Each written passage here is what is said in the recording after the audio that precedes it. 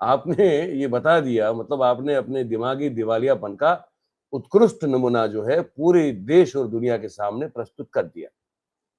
और नतीजा यही हुआ कि जो अजहर मसूद है, जो आतंकी आका है उन लोगों का वहां का, वो आदमी बच गया।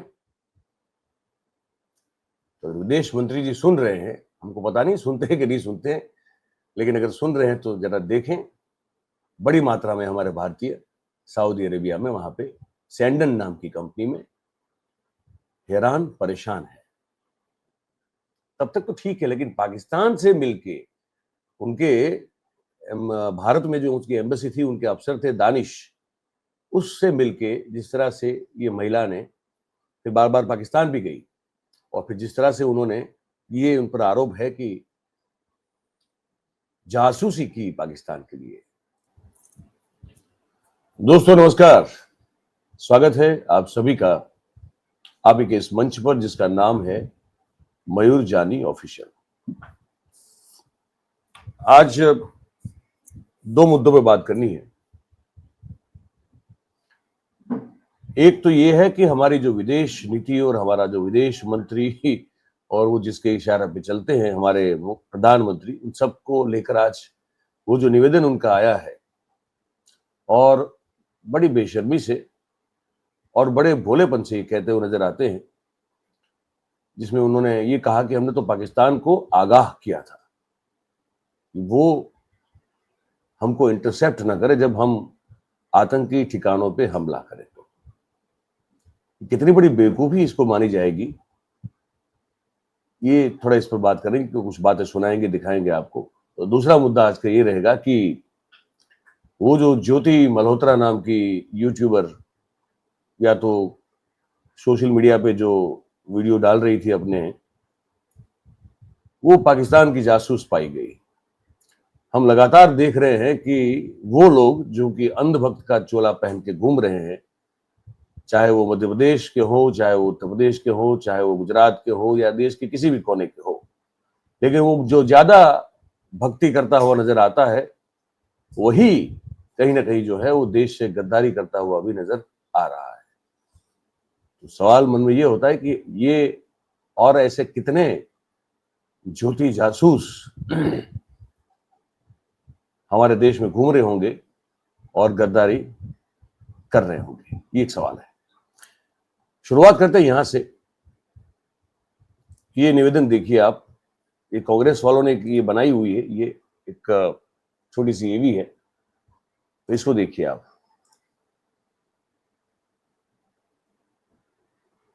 के आतंकी ठिकानों पर हमला करने से पहले मोदी सरकार ने पाकिस्तान को इसकी सूचना दी थी। ये बात खुद विदेश मंत्री एस जयशंकर सार्वजनिक रूप से स्वीकार रहे हैं। वीडियो देखिए। At the start of the operation, we had sent a message to Pakistan saying we are striking at terrorist infrastructure. We are not striking at the military. So the military has an option of standing out and not interfering in this process. They chose not to take that good advice. हमले की शुरुआत में पाकिस्तान को सूचित करना न केवल मूर्खता थी, बल्कि एक अपराध था। सवाल ये है कि इसकी परमिशन किसने दी? इसके कारण हमारी वायुसेना ने कितने विमान खो दिए? मोदी सरकार हमारे जवानों की सुरक्षा के प्रति इतनी लापरवाह कैसे हो सकती है?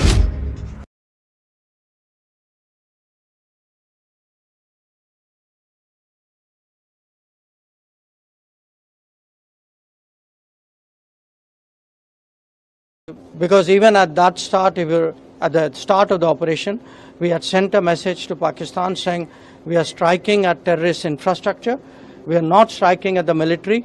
So the military has an option of standing out and not interfering in this process. They chose not to take that good advice. अब ये बताइए, ये कौन सा लॉजिक है? पाकिस्तान जो कि कुख्यात है आतंकियों को पालने और पोषने के लिए, उनको बड़ा करके एक तरह से वो हाइव है, जो कहते हैं ना, अंग्रेजी में हाइव कहते हैं, हिंदी में क्या कहेंगे उसको? वो जो मधुमक्खी का छत्ता होता है ना, वो छत्ता, मतलब कि अंग्रेजी में हाइव, आतंकियों का छत्ता है वहां पे।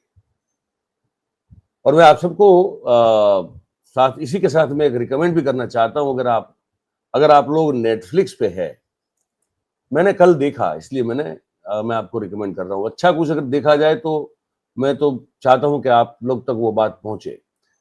नेटफ्लिक्स पे एक अमेरिकन मैन हंट नाम की सीरीज चलती है ना, जिसमें वो अलग अलग तरह के क्रिमिनल्स को किस तरह से उसको हंट डाउन करते हैं, किस तरह से खोजते हैं, और पूरी एक वो डॉक्यूमेंट्री सीरीज वो लोग बनाते हैं, उस पर बहुत ही मेहनत करके बनाते हैं। तो ऐसी सीरीज एक American manhunt Osama bin Laden के ऊपर बनी है।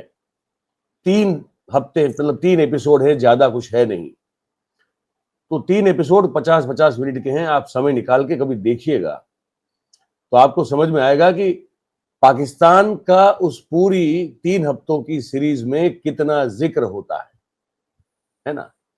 पहले एपिसोड में भी, दूसरे में, और तीसरा तो उस ऑलमोस्ट, क्योंकि एबोटाबाद से उसको मारा गया वहां पे ऑपरेशन करके। तो पाकिस्तान जो है वो सर्वविदित है।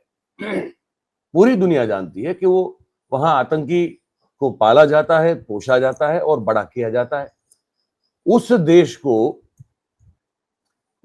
को और उसकी सरकार और उसकी मिलिट्री को अगर हम ये कहें कि भाई आप जिसको पाल पोष के बड़ा कर रहे हैं ना, हम उसको मारने के लिए आ रहे हैं, तो एक काम करना, आप बीच में मत आना। ये कैसी बेवकूफी है? ये कौन करता है भाई? ऐसे ये तो ऐसी बात होगी ना कि मुझे समझ लीजिए किसी अब ये मेरे पड़ोसी हैं यहाँ पे बगल में या अगल में, आगे पीछे कोई भी देख लीजिए, और वहां एक ऐसा आदमी रहता है जो बहुत तंग करता है मुझे, पर रहता कहाँ पे है? पड़ोसी के घर में। तो मैं अगर पड़ोसी को ये कहूं, यार तुमसे तो कोई प्रॉब्लम नहीं, लेकिन तुम्हारे यहाँ जो आदमी रहता है उससे मुझे प्रॉब्लम है, वो मुझे बहुत परेशान करता है, तो आज तो मैं उसको ठीक करने के लिए आने वाला हूं, तुम बीच में मत पड़ना। पड़ोसी मेरा जो है वो सोच समझ के, जानबूझ के उस आदमी को रखे हुए हैं। तो क्या ये अगर मैं चेतावनी दूं तो वो जो है मेरी बात को सुनेगा क्या? नहीं सुनेगा। ये छोटा बच्चा अगर स्कूल में जाता है, इसको भी पता है कि ये नहीं सुनेगा, आपको इसको क्यों बताना है? आपने ये बता दिया, मतलब आपने अपने दिमागी दिवालियापन का उत्कृष्ट नमूना जो है पूरे देश और दुनिया के सामने प्रस्तुत कर दिया। और नतीजा यही हुआ कि जो अजहर मसूद है, जो आतंकी आका है उन लोगों का वहां का, वो आदमी बच गया। हम लोग इसी में खुश हो रहे हैं कि उसके परिवार के बहुत सारे लोग चल बसे। भाई वो जो मास्टरमाइंड है, जिसने इस देश में अनेक बार जो एक तबाही मचाई है, हम सबको परेशान किया है, वो आदमी तो बच गया। क्यों बचा? मेरे ख्याल से यही एक कारण हो सकता है कि जब आप पाकिस्तान को ये कहेंगे कि हम आतंकियों को मारने आ रहे हैं, कौन आतंकी? वही आतंकी जिसको आप पाल पोस के बड़ा कर रहे हैं, जिसको यूनाइटेड नेशन से लेके हर जगह पे मतलब लिस्टेड ब्रांडेड आतंकी घोषित किया गया है, उसके सर पे इनाम रखा गया है। वो आदमी को हम मारने आ रहे हैं, या उनके चेले चपाटों को हम मारने आ रहे हैं, लेकिन आप बीच में मत आना। तो पाकिस्तान क्या करेगा? हमारी बात सुनेगा, या वो अजहर मसूद और उनके साथियों को कहेगा भैया छोड़ दो यहां से, वो जगह हमला होने वाला है? वही हुआ। तो अजहर मसूद तो बच गया है, और भी बहुत सारे जो लोग हैं वो बचे हुए हैं। तो जो मरे हैं, ठीक है, हमने वो ये बात, इसका ना कोई विरोध हो सकता है, ना इसके खिलाफ कोई टिप्पणी हो सकती है कि हमले हमारे सेना ने जितने भी कहे, वो मिसाइल तो वहीं जाके गिरे और तबाही मचाई, लेकिन क्या हमने लक्ष्य सिद्ध किया? सवाल फिर मन में ये होता है, क्योंकि ये जो बेवकूफी हुई है कि हम मारने आ रहे हैं, तुम कुछ करना मत, ये ऐसा कौन करता है? लेकिन इन लोगों ने किया हुआ है ना। तो ये एक और वीडियो मैं आपको दिखाता हूं, ठीक है? एक और वीडियो दिखाता हूं मैं आपको। ये साथ साथ ट्रंप की भी तो बात करनी पड़ेगी ना हमको। ट्रंप के बगैर तो कैसे हम चल सकते हैं भाई? ट्रंप तो हमारे जीवन का हिस्सा बन चुके हैं। जो चौधरी ट्रंप साहब है, वो कुछ ना कुछ लगातार कहते रहते। पहले उनका एक कंपाइलेशन दिखा देता हूं, फिर उसके बाद एक नई जो उनकी बात आई है व्यापार में, टैरिफ को लेकर जो डील हो रही है हमारे उसके बीच में, वो भी मैं आपको सुनाता हूं। पहले ही पूरा कंपाइलेशन जो है इसको आप सुन लीजिए। and help broker a full and immediate ceasefire, I think a permanent one, between India and Pakistan. I said, come on, we're going to do a lot of trade with you guys. Let's stop it. Let's stop it. If you stop it, we're doing trade. If you don't stop it, we're not going to do any trade. My administration successfully brokered a historic ceasefire to stop the escalating violence between India and Pakistan. And I used trade to a large extent to do it. I said, fellas, come on, let's make a deal.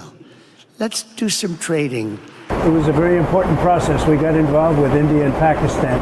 I think convinced them to let's have peace and let's go and make trade deals. And we talked to them about trade. Let's do trade instead of do war.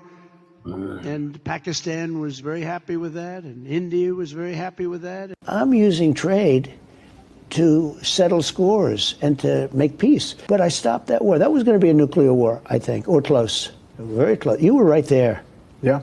And now everyone's happy. In fact, I told my people, call them up. Let's start trading immediately because I'm a man of my word. इसके बाद अब ये tariff को लेकर इनका बयान आया है, ये जरा आप सुन लीजिए. Once, you know, they're one of the highest taxed or tariff nations in the world. They make it almost impossible to do business. Do you know that they're willing to cut 100% of their tariffs for the United States because of what I did? Is that coming soon? Yeah, that'll come soon. I'm in no rush. Look, everybody wants to make a deal with us. So South Korea. South Korea wants to make a deal with India, us, everybody. But Japan. I'm not going to make deals with everybody. I'm just going to set the limit. I'll make some deals. And then I'm just going to, because you can't meet with that many people. I've got 150 countries that want to make deals.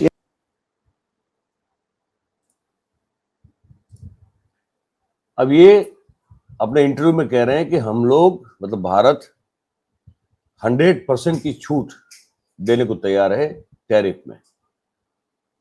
तो सवाल ये उठता है कि इस बात की जानकारी, हर बार की जानकारी ट्रंप से हमको क्यों मिल रही है? हमारे प्रधानमंत्री या हमारा विदेश मंत्रालय क्या कर रहा है?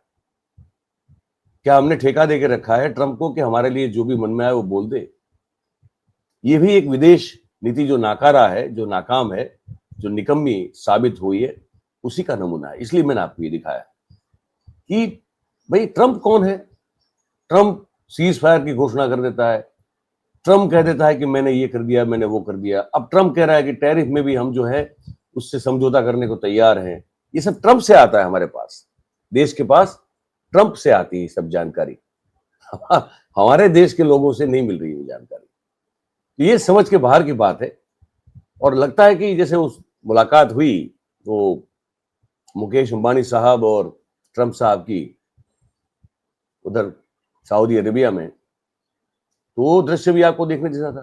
तो व्यापार कौन कर रहा है, किसका फायदा हो रहा है? देश से और देशवासियों का फायदा हो रहा है या देश में बसे चंद उद्योगपतियों का फायदा हो रहा है? इस पर भी तो कोई स्पष्टता होनी चाहिए ना, और कोई कर नहीं रहा है. लेकिन सऊदी में बसे हमारे जो कुछ भारतीय हैं, उनकी एक वीडियो मेरे पास आई है. शायद आपने देखी हो या ना देखी हो, लेकिन मुझे लगता है कि मुझे आपको दिखाना चाहिए. ये वो लोग हैं जो सऊदी अरेबिया में हैं और बड़े परेशान हैं. वो कह रहे हैं कि हमारा वहां पे कंपनी है, सेंडान करके एक कंपनी है, वहां पे सैकड़ों भारतीय मजदूर फंसे होने की खबर है. और ये उनकी बात है, वो मैं आप तक पहुंचा रहा हूं. और ये इनका कहना है कि इनकी गुहार को कोई सुन नहीं रहा है. आप लोगों को क्या प्रॉब्लम है? यहाँ पे आप लोग सऊदी में आके फंसे हुए हैं, क्या क्या प्रॉब्लम है कंपनी की, बताएं आप लोग. हम लोग का हो गया 8 महीना सैलरी मिले हुए हो गया, और खाना भी नहीं देता है, सैलरी भी नहीं देता और भेजता भी नहीं. हम लोग बहुत परेशान हैं. हम लोग के पास एक पैसा नहीं है. हम लोग बरस में नहा नहीं पाते. एक हफ्ता हो जाता है नहा हुए हम लोग को. हम लोग बहुत परेशान हैं. हम अपने गवर्नमेंट से कहना चाहता हूँ, जितना जल्द हो सके उतना जल्द हम लोग को इंडिया बुला ले. बोलो तो यार. हाँ, और बताइए भाई, सब लोग बताइए, अपनी अपनी बताइए क्या क्या प्रॉब्लम है, कैसी आप लोग बताएं.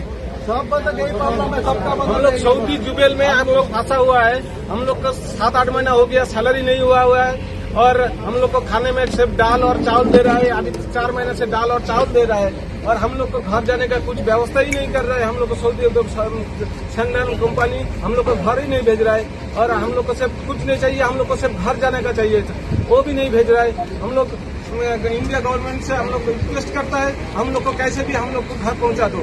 कौन सा कंपनी में है? हम लोगों को कुछ नहीं चाहिए, सिर्फ हम लोग घर जाना चाहते हैं। Sendan international company Saudi Arabia Jubail में फंसे हुए हैं।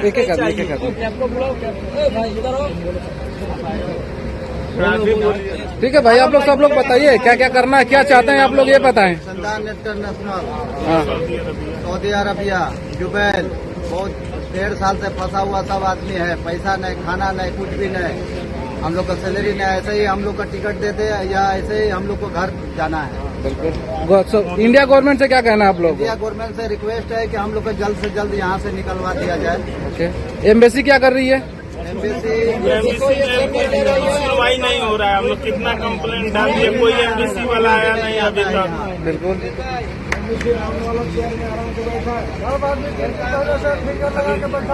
कंपनी का क्या बिहेवियर है?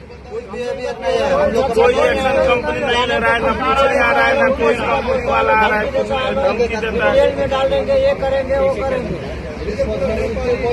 8 महीना हो गया अभी तक कोई सुनवाई हो गया, अभी तक नहीं। ना सैलरी दे रहा है ना कुछ दे रहा है।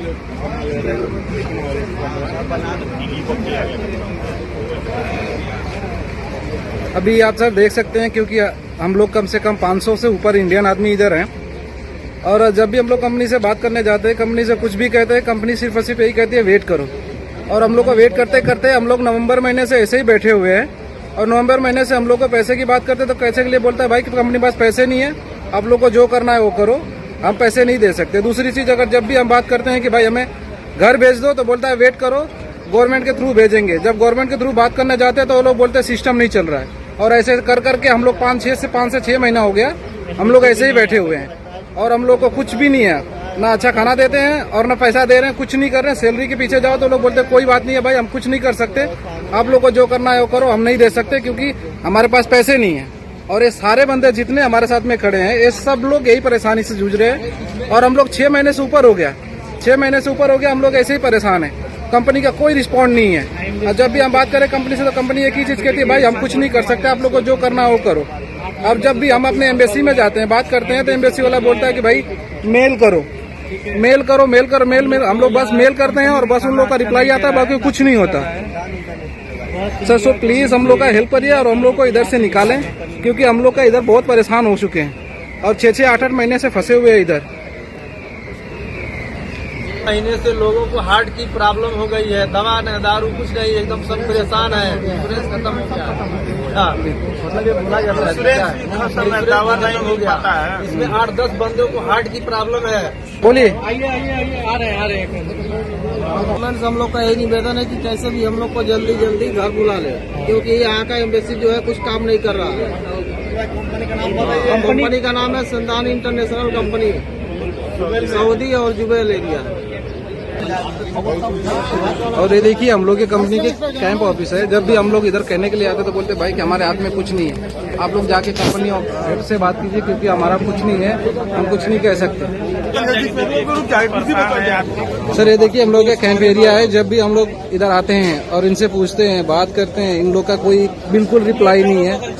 हम लोग के घर के अकेले हम लोग इधर क्या करना सर, हम लोग पैसे कमाने के लिए आए, लेकिन फिर भी हम लोग का कुछ भी रिप्लाई नहीं करते लोग। जब भी हम इन लोगों से बात करते हैं भाई कि हम लोग को कुछ तो करो, हम लोग को भेज दो, भेजने के लिए भी रेडी नहीं है ये लोग। कम से कम हम लोग 1000 आदमी से लेके 800 आदमी इधर फंसे हुए हैं। ज्यादातर हम लोग इंडियंस हैं, इंडिया, नेपाली, बांग्लादेश, पाकिस्तानी, सारे देश के ज्यादातर हम लोग इंडियंस हैं।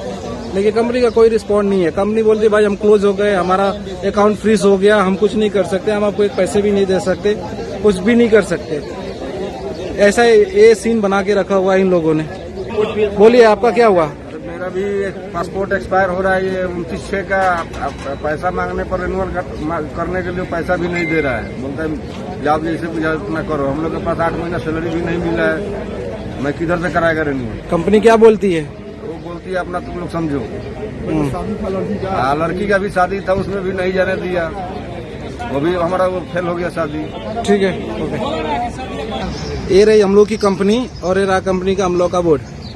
ये हम लोग की कंपनी है। हम लोग 2-3 साल पहले इस कंपनी में आए हुए थे।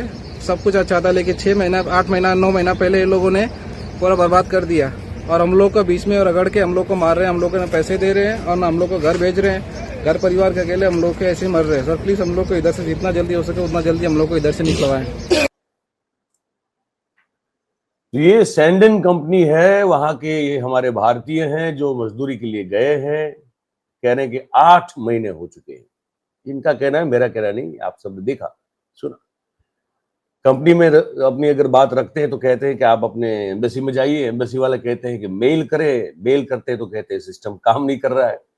एक आदमी ने कहा कि उसकी बेटी की शादी थी, खुद की बेटी की शादी, वो आदमी अपनी बेटी की शादी में खुद बाप जो है वो नहीं जा पाया।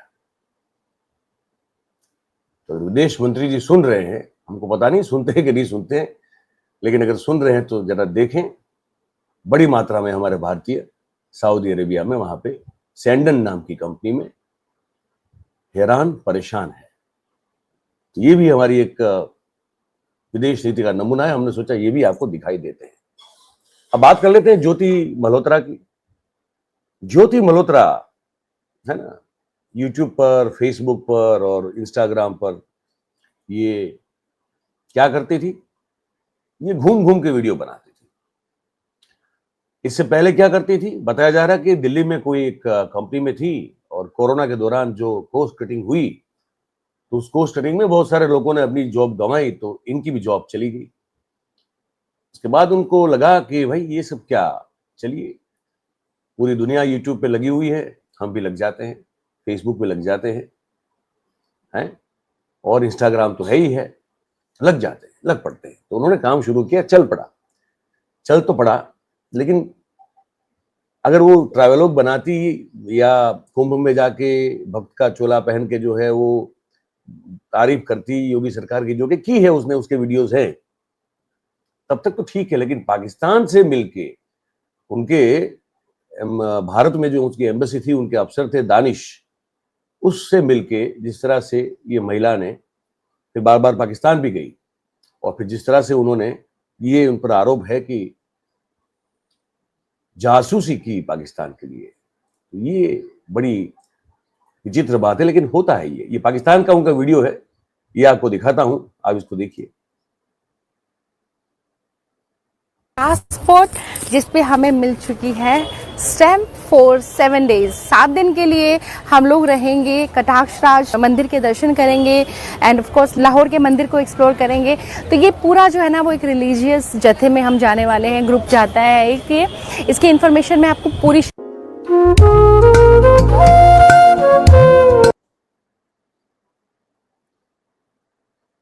ये आप देख रहे हैं, ये पाकिस्तान में घूम रही हैं। पाकिस्तान में पहले से ही जो है उनके लिए रेड कारपेट बिछाई गई है ना, लाल कालीन भैया की कालीन को बिछा दी गई है और क्या बेहतरीन उनकी मेहमान नवाजी वहां पे हो रही है और बढ़िया सा खाना वाना खाया जा रहा है। तो ये सिर्फ ज्योति मल्होत्रा का मामला नहीं है भाई साहब, ये लाहौर में ये कुछ बैठ के जो है वो खाना वाना खा रही है। तो ये मैं हूं अभी पाकिस्तान में वाघा स्टेशन पे। आज तक तो हमने वाघा जो है ना हमेशा बॉर्डर ही देखा है, परंतु हम पहुंचे आज पाकिस्तान के वाघा स्टेशन पे और हमारे पीछे लगी हुई है पाकिस्तान रेलवे की ये डीजल लोकोमोटिव ट्रेन। ये एक स्पेशल ट्रेन है जो कि सिर्फ और सिर्फ यहाँ इंडियन जो भी पैसेंजर यात्री आ रहे हैं उनके लिए चलाई जाती है, जो कि चलेगी वाघा से और पहुंचाएगी पंजा साहिब। लगभग 400 किलोमीटर का ये सफर ग्रीन कलर की पाकिस्तानी ट्रेन में हम तय करेंगे। आपको कैसी लगी ये पाकिस्तानी डीजल लोकोमोटिव इंजन वाली ट्रेन, तो आप मुझे बताइएगा जरूर कमेंट्स में। जय श्री राम। अयोध्या की पावन धरती जहाँ पे श्री राम जी का जन्म हुआ था वहाँ पे खड़े हैं। मेरे पीछे देखोगे तो पूरा ये कॉरिडोर बन रहा है, यात्रियों के लिए सुविधाएं दी गई है। इधर आप देखेंगे तो लॉकर और बैगेज रखने की व्यवस्था की गई है। पूरा कंस्ट्रक्शन यहाँ जोरों शोरों पे है। यहाँ का कंस्ट्रक्शन देख के भी मजा आ रहा है, वाइब्स आ रही है यार। जैसे यहाँ पे मैंने पहले कदम रखता है ना इंसान, तो एक वाइब्स आती है कि यार मैं इतनी पावन धरती पे आई हूँ। और दूर से ही एक बार हमारे श्री राम मंदिर के दर्शन कर लीजिए और सभी बोल दीजिए एक बार मेरे साथ, जय श्री राम।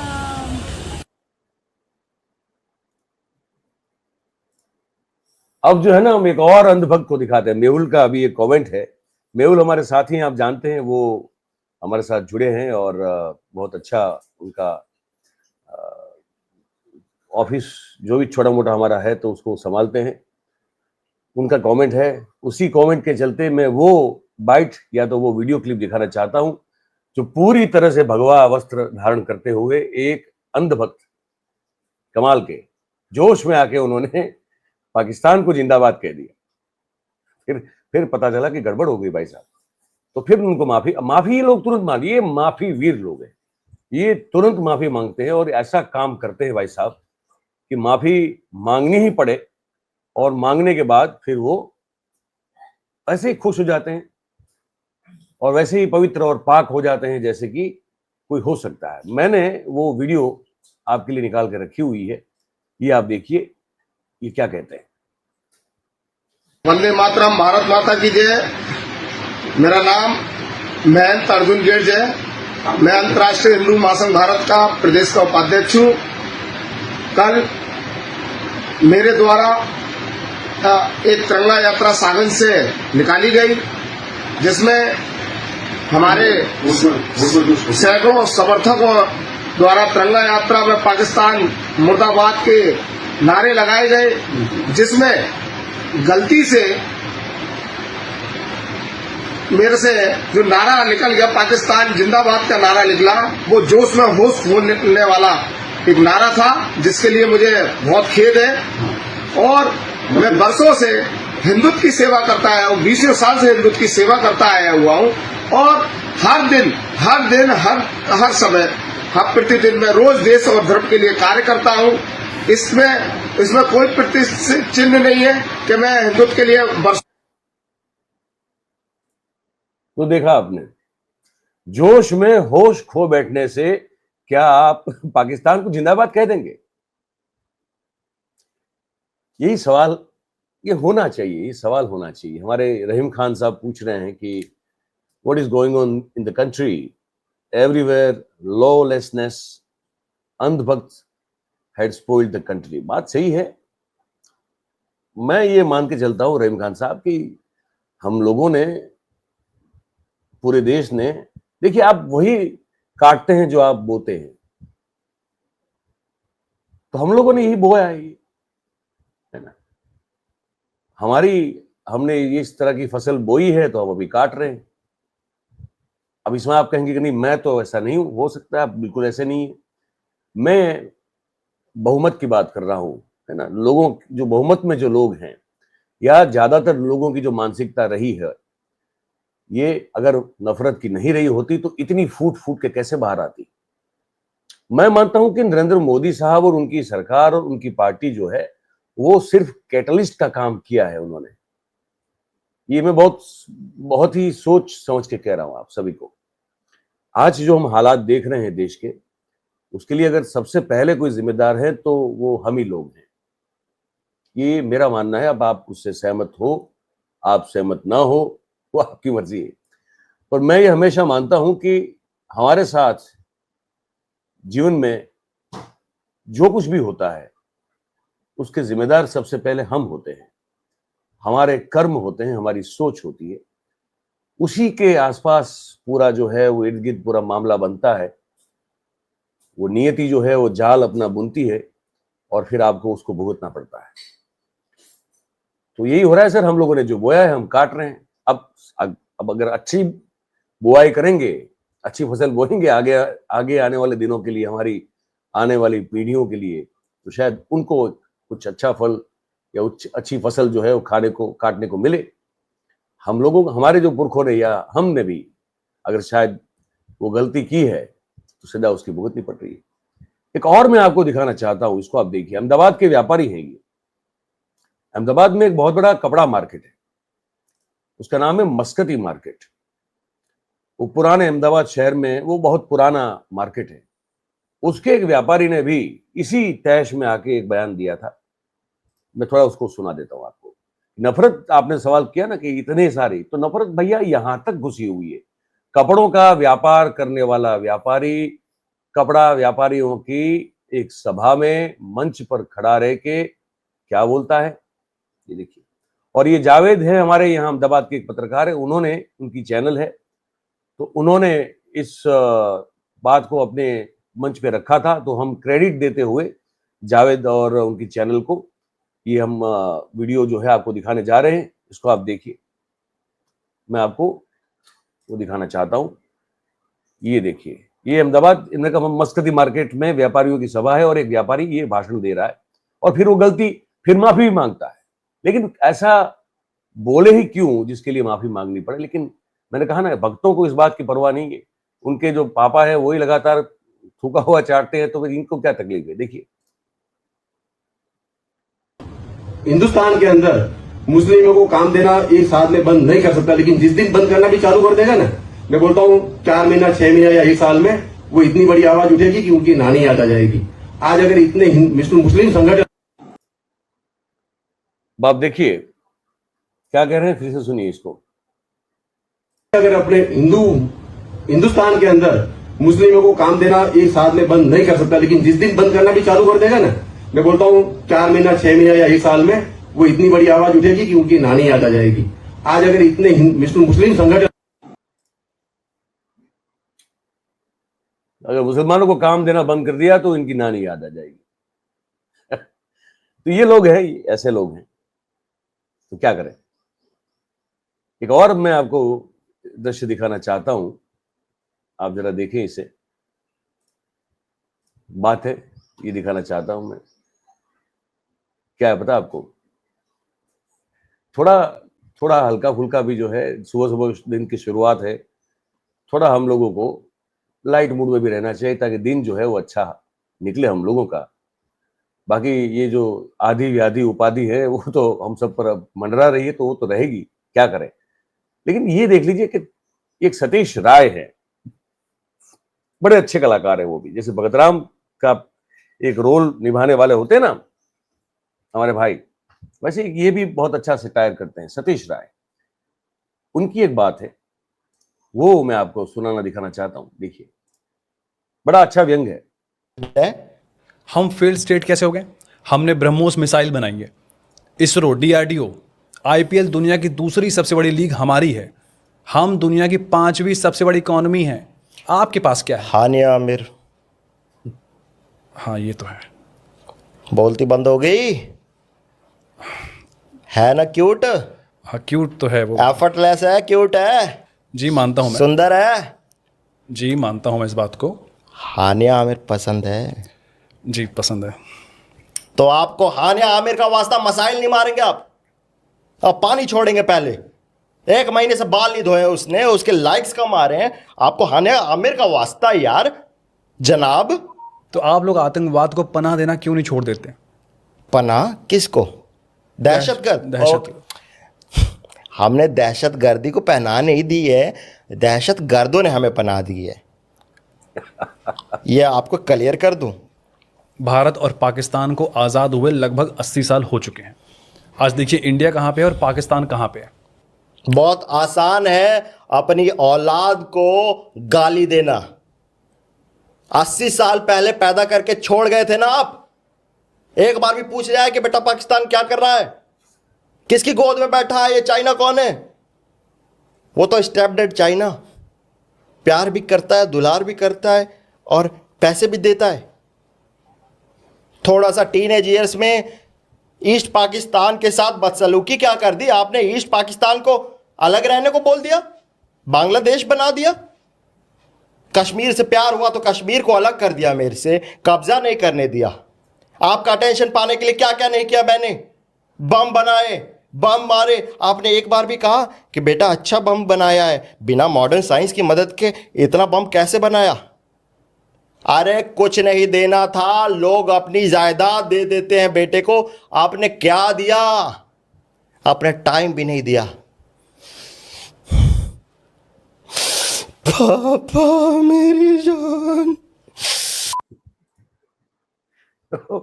ये भी एक बहुत ही शानदार व्यंग का नमूना था।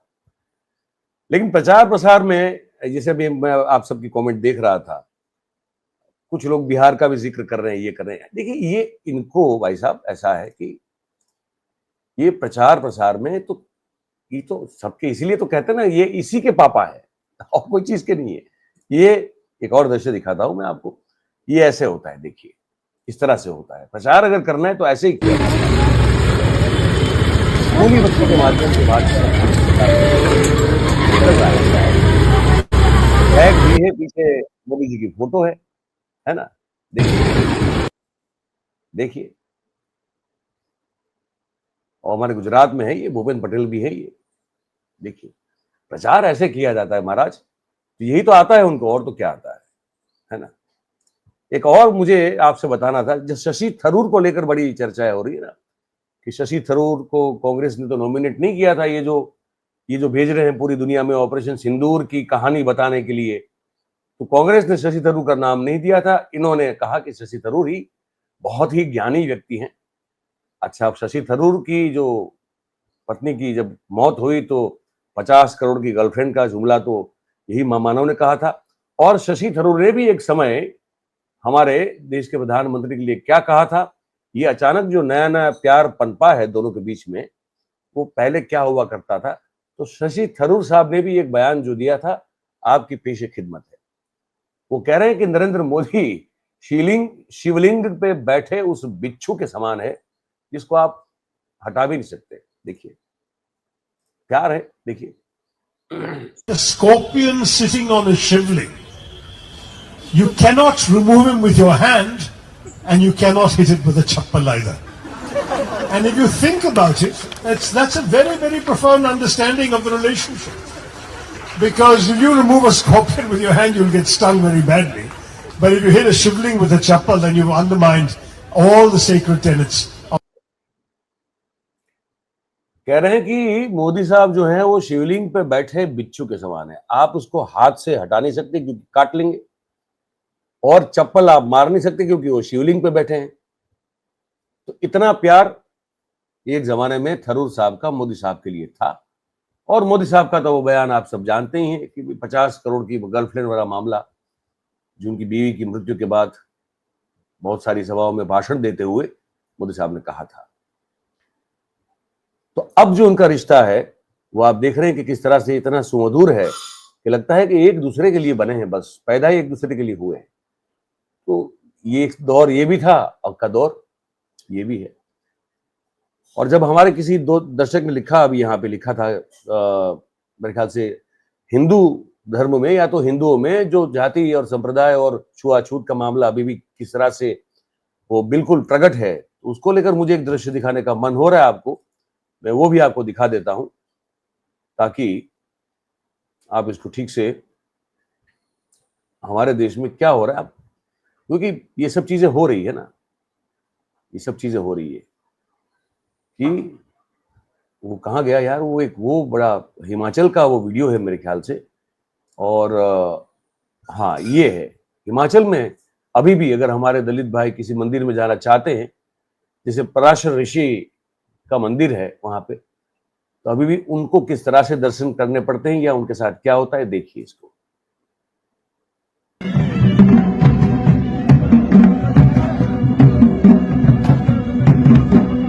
ये हमारा विकसित भारत है।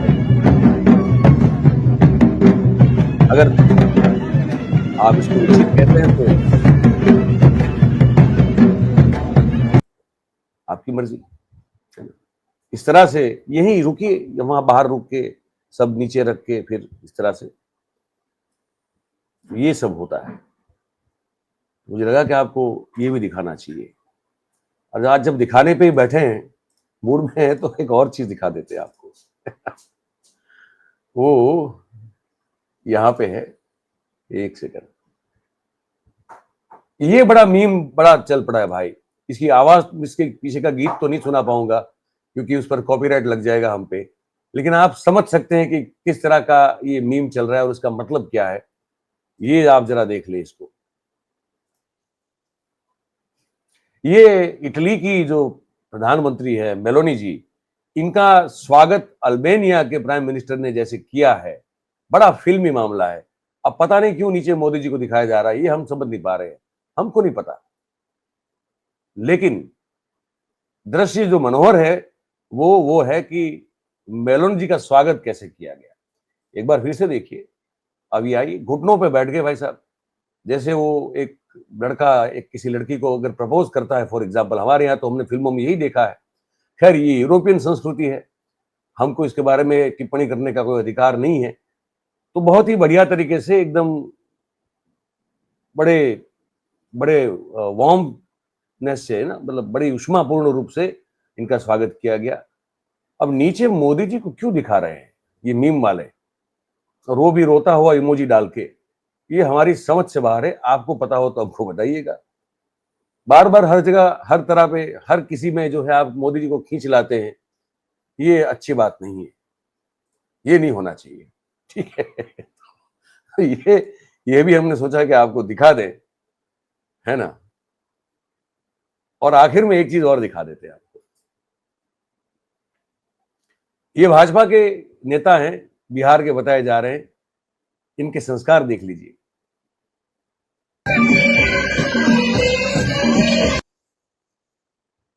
आवाज हम मिटा देंगे, मतलब म्यूट करेंगे, क्योंकि फिर उसके बाद भाई साहब वो कॉपीराइट लग जाता है।